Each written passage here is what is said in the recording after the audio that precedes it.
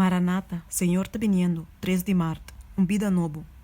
De verdade me te bisabo, se um ene não nasce de água e de espírito, e não podrá o reino de Deus, por mestre nasce de novo.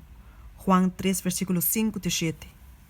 E gente que trata de alcançar cielo, todo isso mês obra não, de guardamento de lei, está tratando de fazer algo que é impossível. Não tem nenhuma segurança pessoa que tem diz uma religião legal, diz uma forma de devoção. A vida cristã não é uma modificação ou um melhoramento da vida bio, mas uma transformação de natureza. De um morto para ame e para picar, e uma vida nova completamente. O cambio aqui pode realizar somente durante o obramento efetivo do Espírito Santo. Uma pessoa pode quedar sem o tempo ou o lugar exato, e também pode quedar sem por todas as circunstâncias no processo de conversão. Mas isso aqui não te prova que ele não te converti. Dor de uma agência que também é invisível de maneira viento, Cristo está trabalhando constantemente no meu coração.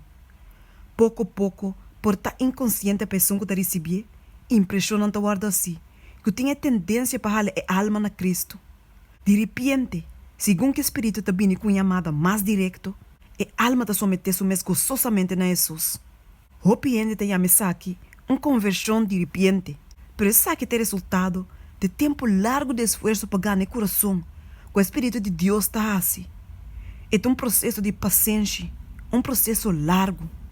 Mientras que o mês é bem invisível, está produzir efeito não que tu mirar e sentir.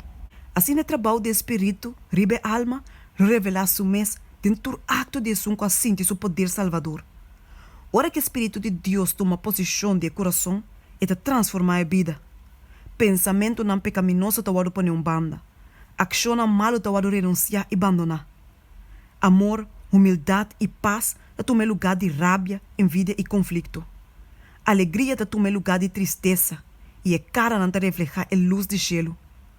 Nenhum gente não te mira e manco te hisa e peso. Ou te mira a luz que te babau for de corte não do cielo. E bendição te bine, ora que por meio de fé, a alma te somete su mês na Deus. E ora é poder que nenhum uovo humano por mira te cria ser novo de imagem de Deus. É impossível para a mente não finito por compreender a obra de redenção.